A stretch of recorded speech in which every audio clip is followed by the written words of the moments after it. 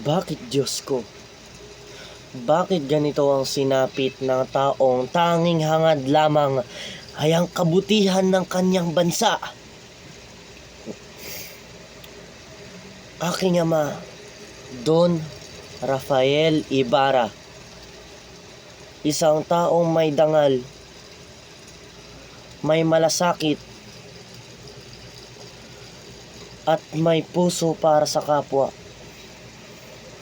Bakit siya kailangang mamatay sa gitna ng kawalan? Bumalik ako rito pagkatapos ng aking 7 taon na pag-aaral sa Europa. Akala ko mababago ko na ang lipunan dahil sa aking pag-aaral dito. Akala ko sapat na ang edukasyon.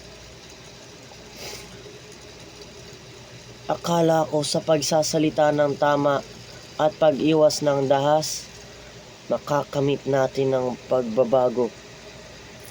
Ngunit hindi pala ganoon kadali. Dito sa ating bayan, ang tama ay ginagawang mali at ang makapangyarihan ang siyang batas. Ang mga mahihina tulad ng aking ama ay tinatanggalan ng karapatan. Tahimik na inuupak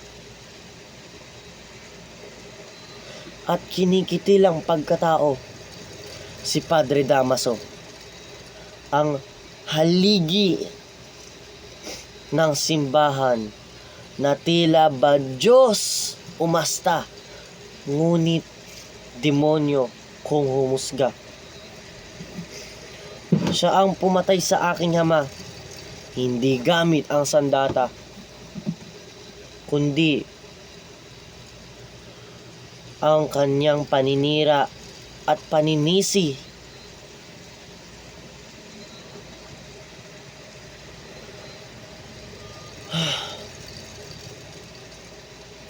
Kung mananahimik ako, ano ang pinagkaiba ko sa kanila?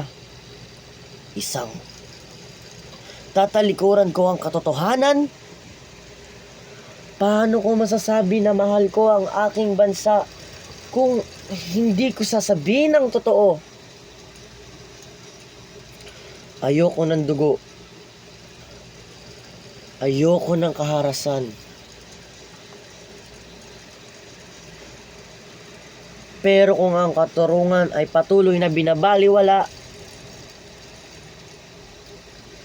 kung ang simbahan ay ginagawang kasangkapan ng pang-aabuso, at kung ang mga Kastila ay nananatiling bulag sa ating paghihirap, anong pagbabago ang maaari pang hintayin? Hindi na ako bata at hindi ako bulag, at higit sa lahat, hindi ako takot. Hindi ako bumalik lamang para maglibing ng patay. Bumalik ako upang buhayin ang inaagnas na damdamin ng bayan.